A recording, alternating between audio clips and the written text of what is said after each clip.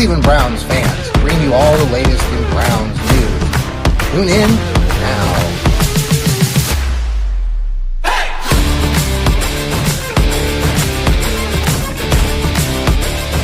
We are tuned in. It is a Thursday night. It is the Fanatical Elfz Network, Fanatical Elfz Show. I'm John. There's Steve. We are two of many here in the network. Many in the network are busy tonight doing other podcasts. So it is Steve Gill and myself here tonight.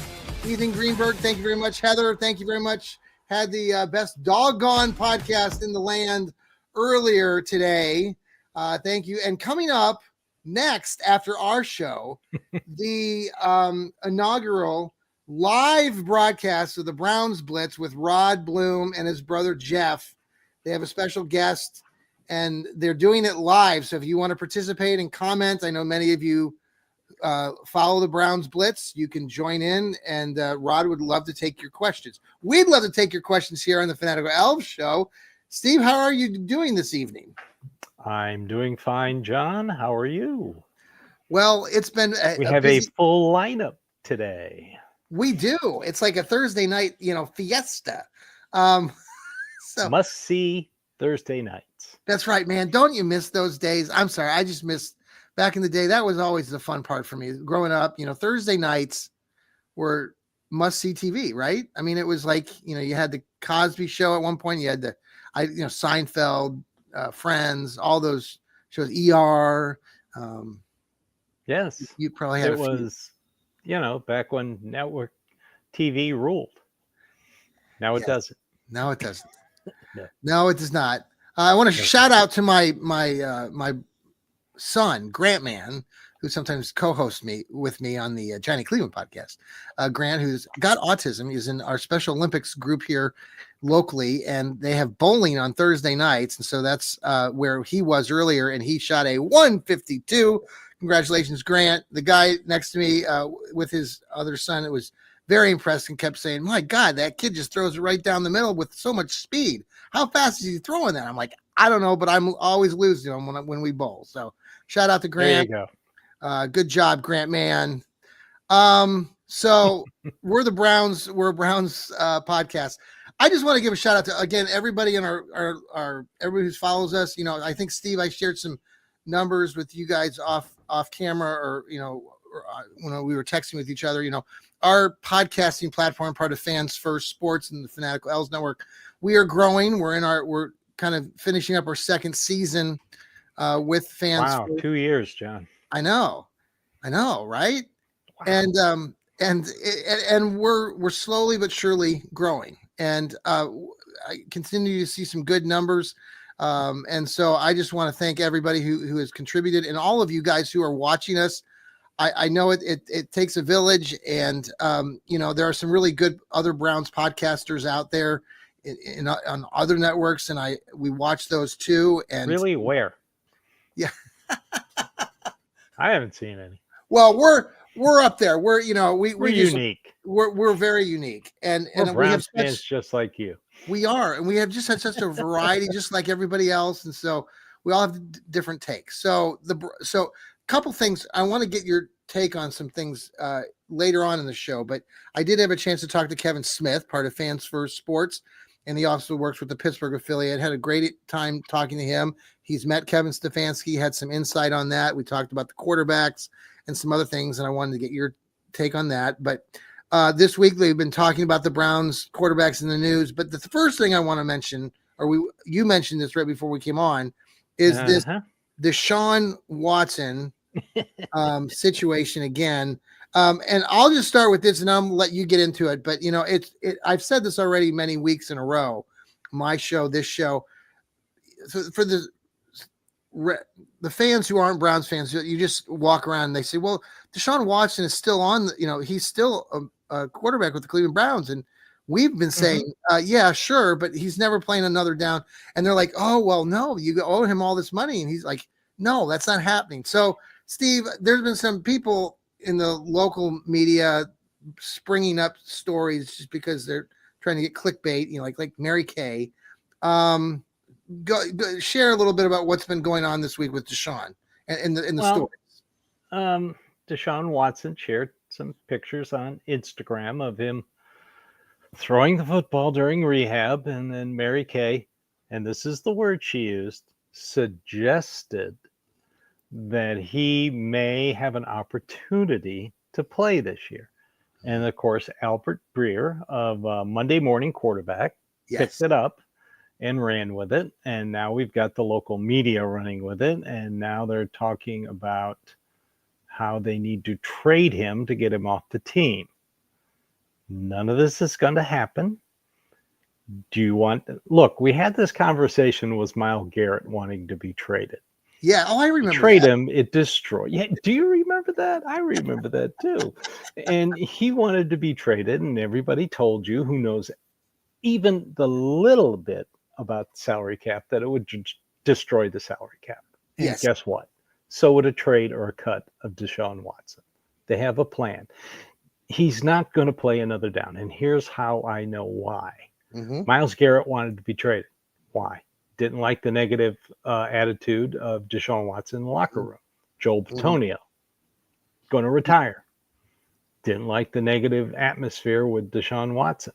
Good observation. Joe Flacco did not want to come back to the Browns because of Deshaun Watson. Last time I looked, Myles Garrett got a new contract. Joel Bitonio is back for another year. And guess who signed with the Cleveland Browns? Joe Flacco. What does that tell you? They drafted four. They have four new quarterbacks. Flacco, traded for Pickett, drafted 2. Last time I checked, they're only going to carry 3 on the final 53 roster. Deshaun Watson ain't going to be one of them. And finally, the owner, the guy who signs the check, what did he say? It was a swing and a miss. A miss is going to play? Come on, guys. I mean, let's find something else to talk about. Can't we go back to the civil conversation of who threw better in rookie camp, Dylan Gabriel or Shedeur Sanders? I mean, let's talk about that. That was refreshing. That is refreshing. That's the biggest. I mean, it's so frustrating this week to see some of this in the news, and people just going on and on about it, and it's just mind blowing. It is. I don't even know. Like, it's not happening. Deshaun Watson is not going to play another down. Nope. Yes, he's in the house. And here's what happens too: is then they try to give quotes of like Shedeur talking about this locker room, or this quarterback room being one, and then he said something about Deshaun's here and he's talked to Deshaun.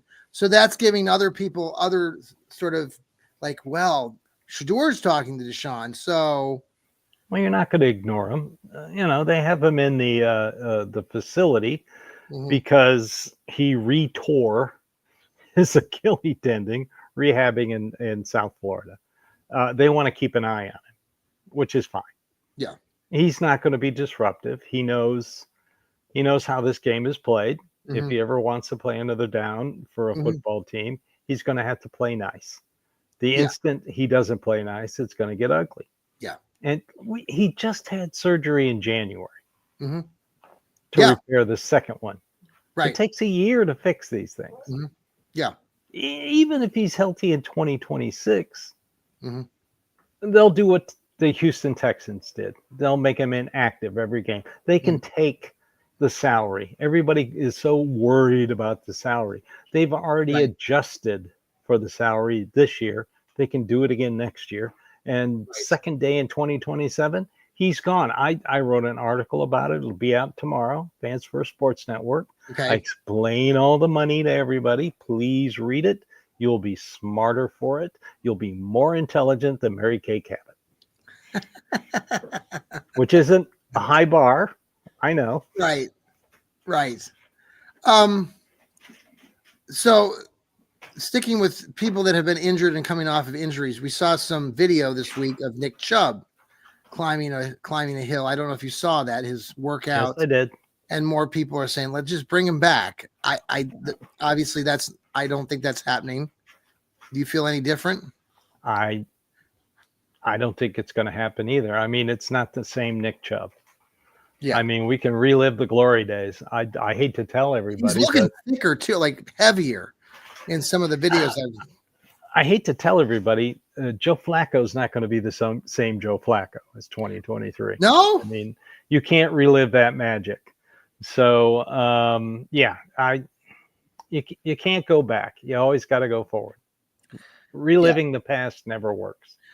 And maybe it's because we've been seeing these other two young kids, Quinshawn Judkins and Dylan Sampson, work out a little bit at the rookie camp, and then, stacking them up against Nick Chubb. It just seems like you've got two sets of fresh legs ready to enter the NFL. And I mean, I'm a huge Nick Chubb fan. I would love if he comes back, they sign him, wonderful. I would be the happiest camper in the world just because it's Nick Chubb. I have a poster or whatever you want to call it over here that sits in my Cleveland Browns, my Cleveland loft. And, I'm not taking that down. Now, I pray to God he doesn't go to a team in the AFC North. That would be hard to. He's free to sign whoever he wants to. I got a feeling he's going to wait till training camp. Yeah. If the thing with the Browns, he would be quarterback number 3. Yeah. He would take Jerome Ford's place if they trade Jerome Ford. They're not going to cut Jerome Ford the way they redid his contract. So if somebody's interested in trading for Jerome Ford in late July, early August, because a running back got hurt, Browns will listen to offers. And, if Nick Chubb comes back, he will be quarterback number 3 because these two youngins are very good quarterbacks. Yes. Well, let's talk about. I want to get into. Very good running backs. Running backs, right? You're talking right.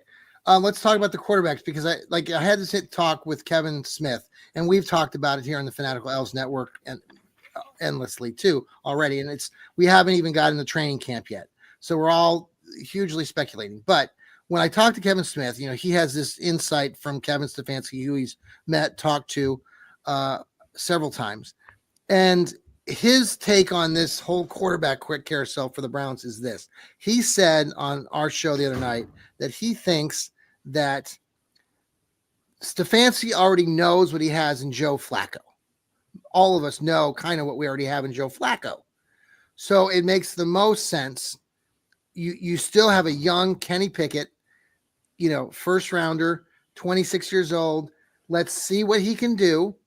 This is sort of going to be this is Kevin Smith's analysis on it, that let's put him in there. This is his time to shine, and he'll be given every opportunity to be the guy. And I think you've already mentioned this. You'd be going with Kenny Pickett as well. So Kevin Smith also agrees with you. But he also then he said, depending on what happens, Joe Flacco could be inserted for a game or two, depending on the scenario. And then you have the two rookies. Obviously, the Dylan Gabriel was picked higher than Shedeur Sanders.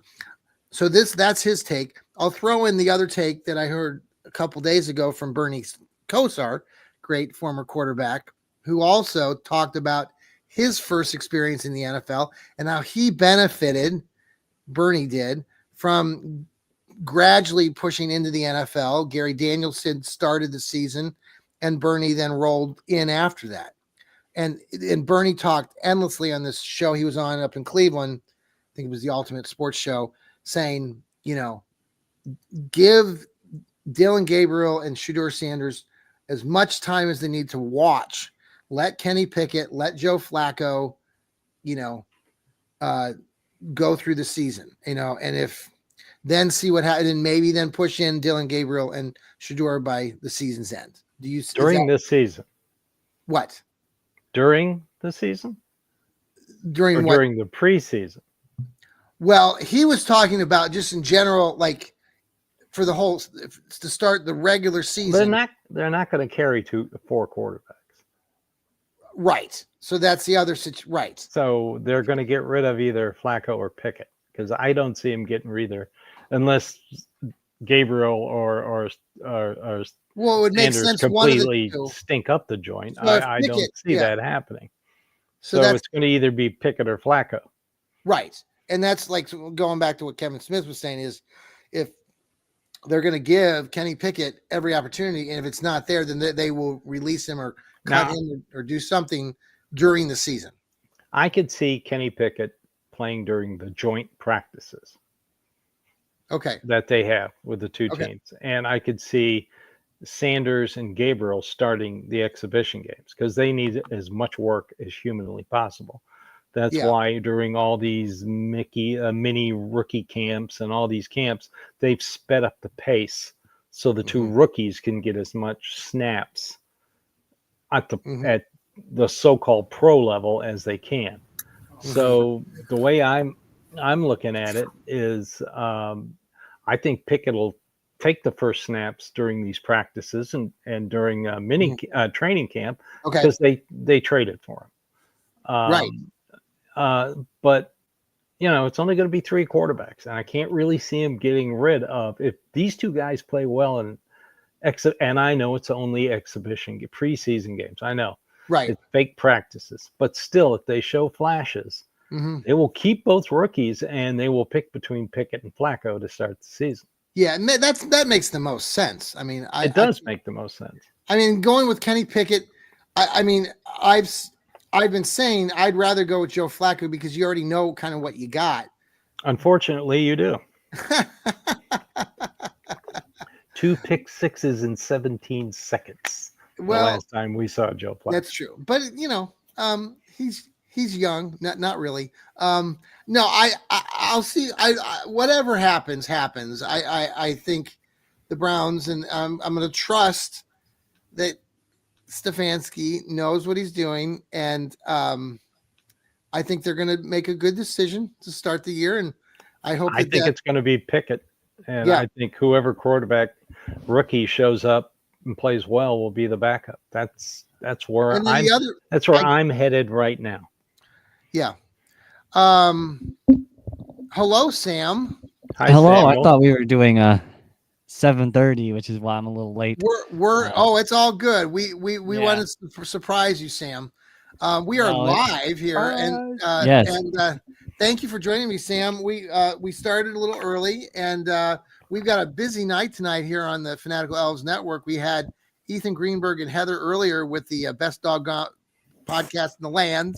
And then tonight at a little bit right around 9:00 here, about 25 minutes, Rod Bloom and his brother Jeff are going live for the first time on their show. So we're going to make our show. We're going to end this by at least 9, probably a little bit before then. So we got 20 minutes, guys.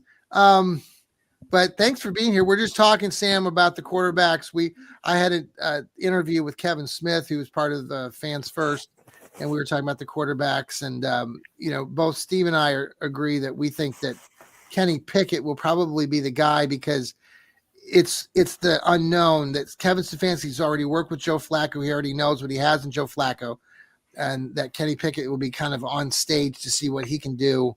And if it's not good enough, then he could be eventually, either cut, released, or whatever, and then bring in the rookies. But how do you sit on with all that, Sam? What do you think about all of this quarterbacks? I've said it a few times. Best solution: let everyone go out there and just do their thing in practices. But I think there's a hierarchy. Probably the wrong word, but you've got these people who are all. Some of them are more established, right? Joe Flacco has been playing in the league for a while, though we've seen his performance a few times and how it can go up and down. Pickett has been playing for a few years, but he hasn't performed very well. Sure. I don't think he's terrible. I don't think he's a bad quarterback. I just don't think he's been good enough. And sometimes you get put on bad teams. I don't think the Steelers they've had their problems. And then you have your 2 rookies. And I think for now, I would just start them in order of who got drafted first.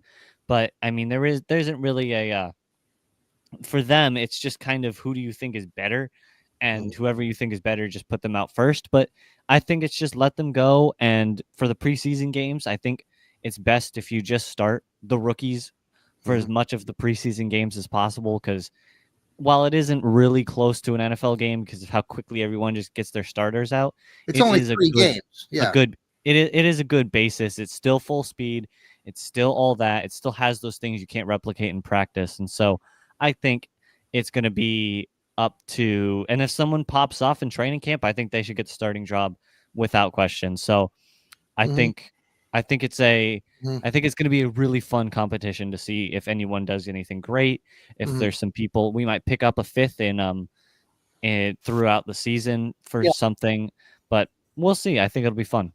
Well, and it's refreshing. And I think the more we talk about it, I think most Browns fans are kind of wrapping their heads around it and are excited about that part. And I think I'm excited about the running game. We were talking about that earlier, Sam, before you joined us, a little bit about Nick Chubb and then the 2 new rookie quarterbacks and running. What now? What did I say? Nothing. Oh, I've got dogs walking around me, and I got live here. Actually, he didn't bark. Good job, Rufus. I have a dog named Rufus, so I actually do. So, all right. Let's pause here for a quick commercial break. This is the Fanatical Elfz show, part of Fans First Sports. We'll be right back. Hey, thank you for coming back to us here on the Fanatical Elfz show, part of Fans First Sports. And thank you to Hemisphere Coffee Roasters. They shake the hand of the farmer. Please look at our X page. If you, follow us, go to their link on Hemisphere Coffee Roasters, buy their coffee. We get back 15% if you buy their coffee. And it's amazing coffee. I say this every time, but we've been buying it for 10 years. It's a local group here in Mechanicsburg, Ohio, just to the northeast or west or somewhere of Columbus, but they're really great. So we got the clock, the tick down, or the clock countdown to Rod Bloom's Browns Blitz is coming up in 20 minutes. So, all right. I just want to build on something that Samuel said. In the perfect world, one of these 2 rookies steps up and is game 1 starter. And in a perfect world, the Browns have found their franchise quarterback. And moving forward, they've got a quarterback on a rookie contract and 2 starting running backs on rookie quarterbacks. It's amazing. That would be the perfect. I don't care which rookie does it. Yeah. As long as there's a W next to his game. Sure. Every week, I'm happy.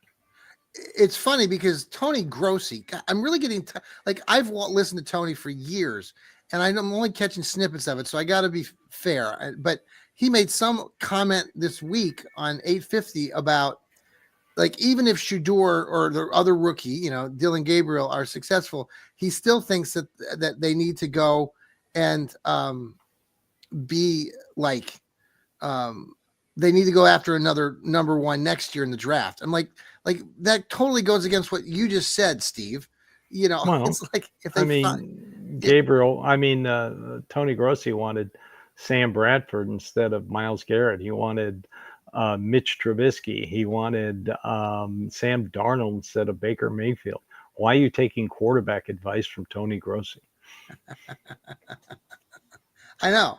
It's like taking Deshaun Watson advice from Mary Kay. Oh, geez. I'm so tired of these 2. I mean, just by the way, Cleveland, the city of Cleveland, the mayor of Cleveland finally came out today earlier the week and basically waved the white flag and said, we've got bigger things to worry about, after their fight to try to keep the dome coming to Brook Park. And then you get these other knuckleheads here who have before that are state representatives or something. And they're trying to say, I talked to all of my friends or all of my kids' friends who are teenagers, and they all want the stadium to stay downtown. I'm like, who the hell is this guy talking to? It's insanity. These people are just making up crap. It's none of it's true. Now, the stuff with the mayor that came out, he's waving. I mean, we're going the steps in the right direction. I mean, the football team came out, the organization basically said that they would take care of everything, right, Steve? Isn't that what they said, basically? Most of everything, but basically they're said you're not going to get your check. Mhm. I love how Mayor Bibb said that we don't need the Browns anyway. Then why in hell did you waste our time with this crap for all this time? Okay. They haven't done anything with the lakefront in 30 years. Why all of a sudden do you think they're going to start now? And what money are they going to use? Yeah. If you had just allowed the Haslam Sports Group to build their dome, the Haslam Sports Group would have written you a check to help with Yes. the lakefront. Yes. Yes. Cut nose, spite face. Let's finish with this. I wanted to talk about the Browns' chances at getting back to the playoffs. Playoffs? So I have no idea. It's May. Oh, I know it's May, but what would be some things that the Browns could do going in from this point forward to get closer to that idea? I think everybody have a very productive draft class. I kept hearing how this was Andrew Berry's best draft class. I don't care. I want it to be his most productive draft class. Okay. And it has the potential to be that. Yeah. Yeah. No, somebody was saying, I was reading another article. Somebody else wrote about the Browns' prospects of getting in the playoffs. They talked about Andrew Berry still potentially. There's the Browns still have $15 or $17 million or something under they the cap. Have 17.6 with about 10 million coming after June 1st. Okay. For Thornhill and Tomlinson.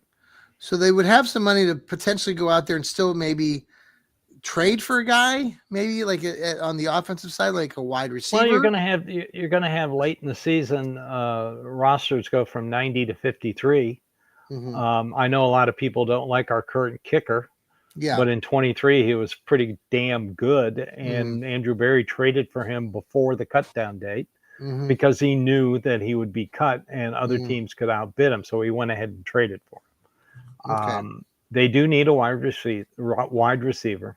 A backup tackle wouldn't be bad. Offensive tackle. Other than that, I think they're pretty much set. Okay. Stan, where do you fall with the Browns and the whole playoff picture? I mean, the fact is we were in the playoffs 2 seasons ago. We were dismal a year ago. We have a lot of the same athletes on this team. Vegas obviously has us at 4.5 or 5.5 wins. But is there a chance? I mean, I think there's an opportunity still there. I think it honestly isn't. Hair on my microphone. I honestly don't think it's a terrible thing if the Browns do poorly. I don't want them to do bad, right? I want them to win all the games and win the Super Bowl. But at some point, I think the value of getting a high pick, especially on a team where you still aren't sure what you're doing with quarterback, you still have a lot of places you could fill and fix. I think getting a high pick, even if you get lucky, you might be able to get number 2, number 1 with what Vegas is telling us. So you don't think there's any chance in hell that the Browns are going back to the playoffs? I think they could do well. I think we've seen how the NFL can shape up. I think a lot of teams you don't think can do well can do very well. I always point to the Vikings as a team. I always point to the 49ers as the polar opposite of this kind of thing that can happen. Broncos. Last year. The Broncos were nobody had them go to the playoffs, right? But at some point, I mean, I think the value currently of tanking, and tanking's weird.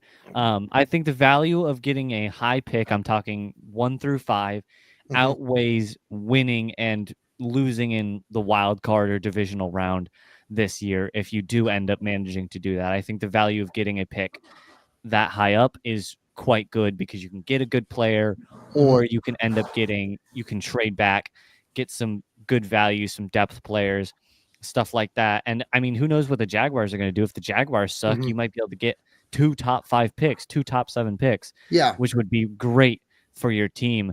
And I think the value of doing poorly is better than doing well. Okay.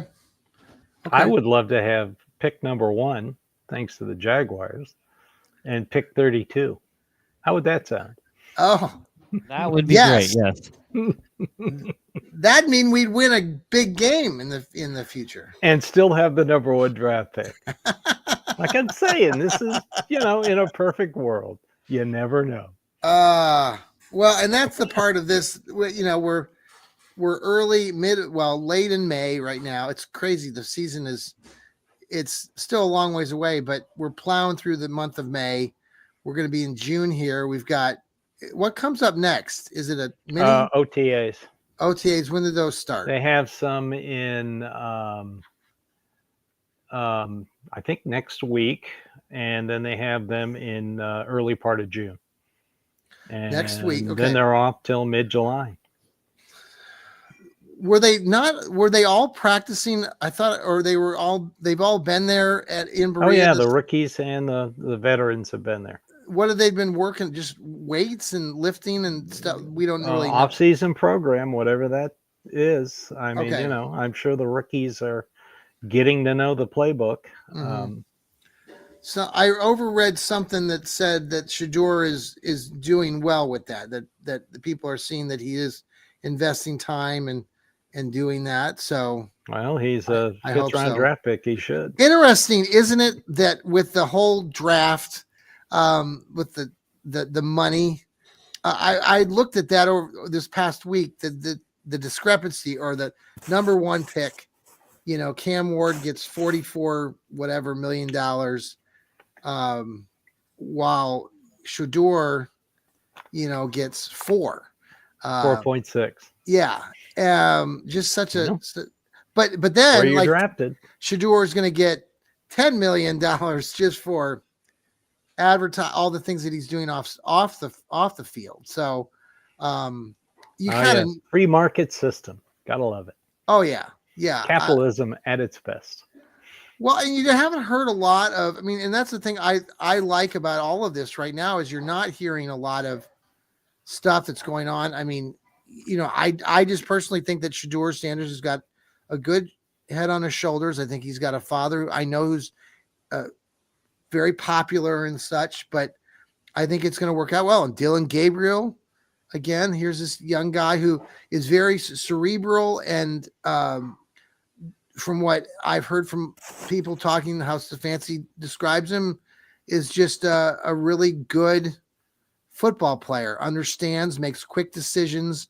So I do think that he probably has the upper hand right now on Shedeur in this camp. But like Sam was speculating, that just let these guys get out there and training camp and just let it fly. Let's see what happens. Bernie Kosar was talking about this a little bit. He said that in this interview he did the other day, how Joe Flacco and Kenny Pickett are really good. He said, and I forgot about this, but he says, he said to the audience, do you know what Joe Flacco's first pass was as a Cleveland Brown when they played the Chargers and they lost that game? But it was a skinny post straight down, Broadway. And just, he said, if I'm Dylan Gabriel and I'm Shedeur Sanders, I am working on some of these sort of plays that, Flacco and Pickett are good with, and Stefanski would like to see in the offense. So he was kind of talking that way. And I thought that was an interesting insight. The things that these rookies can really learn as they get going here. So, all right, final takes. Sam, you got here last. Do you have any final takes tonight, or what you've been doing? I know you got your Browns breakdowns coming up here, I'm sure. Yes, that should be Saturday, I think. I'll probably try and get one out, but I think right now there really isn't a whole lot going on. I think quarterback is going to be really fun to watch, in my opinion. I think it'll be all throughout training camp, all throughout the mini camps and everything. I think it's going to be very fun to see who does what, how everyone performs, if there's any points where they're like, wow, this guy is actually way better than we expected. He's performing well. We see all these things. I think the rookies will be fun. Mason Graham will be fun to watch. I think this will just be a fun. We haven't even talked about Mason Graham. Yeah. Seems to forget about Mason Graham. I'm pretty excited about him. I'm happy we got him. But yeah, I think it'll be a very fun off season to just watch how everyone performs and see if any of these quarterbacks end up performing better than we expected. Hey, Sam, I didn't get to ask you, how's the weather down there in Dallas? We have the weather report guy. It's good. We got our first tornado a few days ago. It was maybe an hour away, southwest. Yeah. It was a big storm, but it kind of died off before it hit us. So we've hit the point where you're going to get a few weeks of severe weather, but it's been like 84, 85 these past few days. It's been nice and cool ish. Quite nice. Great. Pretty humid, but it's been nice.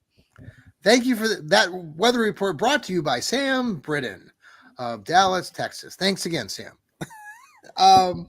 Steve, cool weather up here in the Northeast. There in Nashville too, a little bit probably cooler than mid-70s. Cold front moved through that tornado that Sam was talking about with south and north of Nashville, London, Kentucky. Unfortunately, got hit by EF1 last week, and then got hit by an EF4 like 6 days later. Matter of fact, south of Corbin, which is just south of London, Kentucky, I-75 was shut down because all the trees that landed on it. Yeah, I mean, for 50 miles. Well, St. Louis got hit too, and St. Louis, same storm. Whole now mid-70s, mid-70s, upper 50s. It's beautiful. What I'm looking for the next until training camp, healthy, learn a lot, kids, no injuries, and please, I don't want to see any police reports. Thank you. Yes, no police reports, please. No police reports. Hey, everybody, thank you again for joining us here on the Fanatical Elfz show. Coming up next is the live broadcast, inaugural broadcast. Stay tuned. Stay tuned. The Browns Blitz is right there around the corner. Sam, thanks for being here. Steve, thank you for being here. I'll have a Dog Pound South podcast on Sunday. Absolutely. Steve's coming Sunday morning to you with the Dog Pound South. Sam with the Browns breakdowns, and me with the Johnny Cleveland podcast. Everybody take care. Go Brownies. Go Browns. Here we go, Brownies. Here we go. Bye.